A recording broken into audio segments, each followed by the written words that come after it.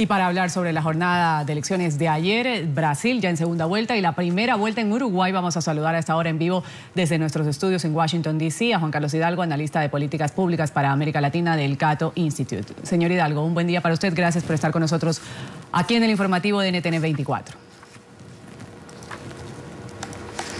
Buenos días.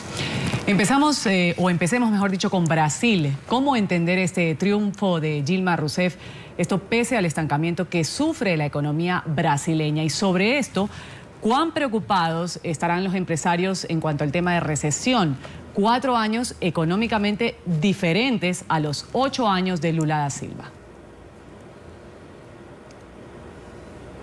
Sí, fue una montaña rusa en la opinión pública sobre los sondeos de opinión de cara a esta, no solo a la segunda ronda, sino también a la primera ronda. Finalmente prevaleció dos factores, creo yo, en esta campaña para la segunda ronda.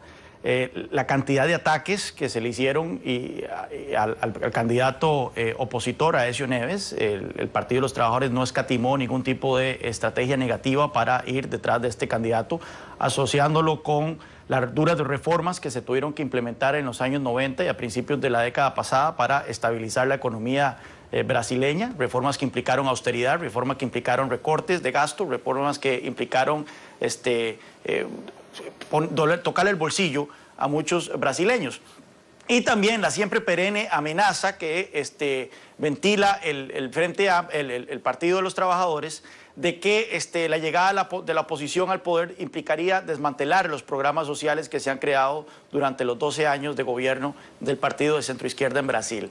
Así que en ese sentido creo yo que al final de cuentas tuvo un amplio eco dentro de ciertos sectores, especialmente los más populares, este mensaje, y eso catapultó a la presidenta Dilma Rousseff a esta victoria tan cerrada como la que vimos ayer.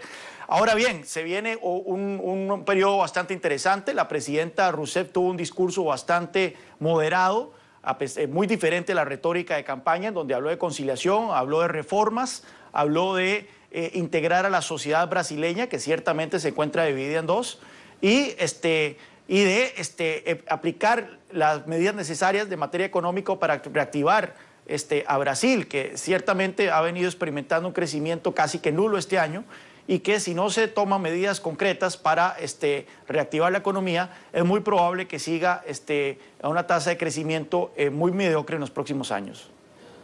Señor Juan Carlos Hidalgo, ¿cómo evalúa usted el ascenso de la Fuerza Socialdemócrata en cabeza del señor Neves? Primero era el tercero en las encuestas, logra superar a Marina Silva en la primera vuelta y ahora se queda con casi la mitad de los votos de los brasileños. ¿Cómo deberá articularse para enfrentar a un partido de los trabajadores que ya completa 3 periodos en el poder y además empieza un cuarto? Sí, creo más que la figura de Aécio Neves o la oferta electoral que él ofrecía, creo más que lo que pesó en el gran peso del voto opositor fue el desgaste del Partido de los Trabajadores, especialmente la figura de Dilma Rousseff. La pregunta no es tanto por qué a Aécio Neves le fue tan bien, sino por qué no ganó. Si tomamos en cuenta que tenemos una presidenta que ha sufrido de altos niveles de impopularidad, una presidenta que no es carismática, a diferencia de su predecesor Lula da Silva, una presidenta que está experimentando una desaceleración económica importante, una presidenta que se ha visto afectada por amplios escándalos de corrupción que implican a altas figuras del Partido de los Trabajadores. En fin, la carta ganadora definitivamente debía haber estado con la oposición en Brasil. Sin embargo, nuevamente conjuraron ciertos factores que sirvieron para que la presidenta Rousseff se garantizara esta reelección. Los ataques que se le hizo al candidato Aécio Neves, el hecho de que Aécio Neves viene de una dinastía política y entonces por lo tanto no significaba tanto una renovación, un cambio como el que podrían haber estado esperando ciertos sectores de la sociedad brasileña. Y bueno, y la amenaza que mencionaba anteriormente de que el Partido de los Trabajadores ya ha hecho una costumbre en cada elección acusar a sus rivales de querer desmantelar los programas sociales que han probado ser tan populares en Brasil.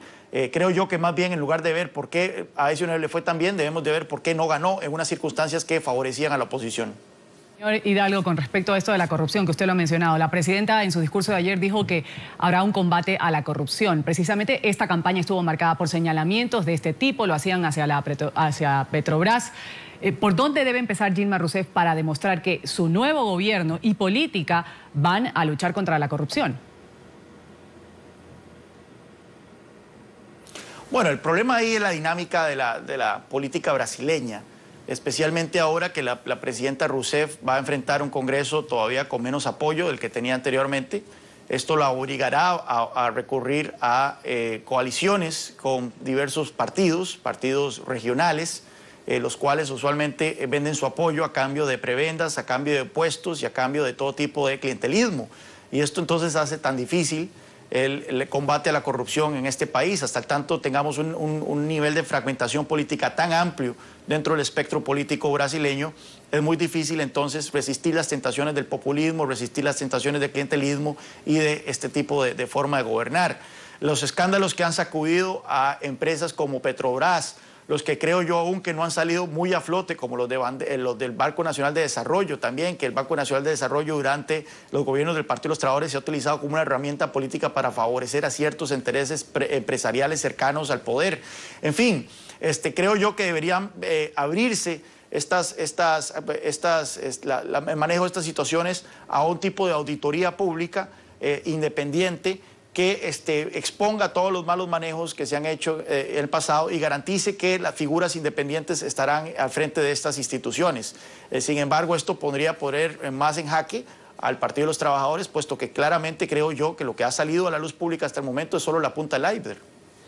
Señor Hidalgo, vamos ahora a hacer el análisis de lo ocurrido en Uruguay. La prensa uruguaya señala y titula: Tabaré Vázquez araña la presidencia uruguaya. Y esto, aunque aún no se han conocido todavía los resultados oficiales, pero indica que al menos el 46% de los votos estarían en manos del expresidente Tabaré Vázquez, quien lidera el partido oficialista, pero no le alcanzó para llegar a segunda vuelta, para ganar en primera vuelta, y tendrá que irse a segunda vuelta con el Partido Nacional, el partido de Luis Lacalle Pou. ¿Está dicho todo para que Tabaré Vázquez, aún en segunda vuelta, vaya a continuar después de José Mujica? Bueno, ciertamente yo creo que la gente del candidato nacionalista esperaba que Tabaré Vázquez no alcanzara más del 45%.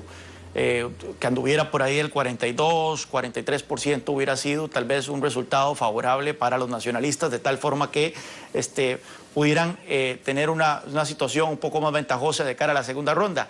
Sin embargo, 46% ya es claramente arañar la presidencia. Lo que necesita el candidato oficialista Tabaré Vázquez es nada más un empujoncito para llegar a la presidencia en Montevideo, y al candidato nacionalista le quedaría un gran reto, que es no solo capturar todo el voto colorado, que ya el candidato colorado le dio su apoyo, pero esto no garantiza que sus votantes vayan a votar de una manera decidida por el nacionalista, sino también tal vez incluso tener que aumentar un poco la participación electoral en Uruguay. En fin, la veo muy difícil para Lacalle Pou. Definitivamente los uruguayos se sienten cómodos con la manera en que se ha gobernado en los últimos 12 años, a pesar de que, nuevamente, en los últimos 8 años, digo yo, a pesar de que en Uruguay hay ciertos problemas que han empezado a hacerse bastante aparentes, especialmente en temas de seguridad ciudadana y en temas de educación.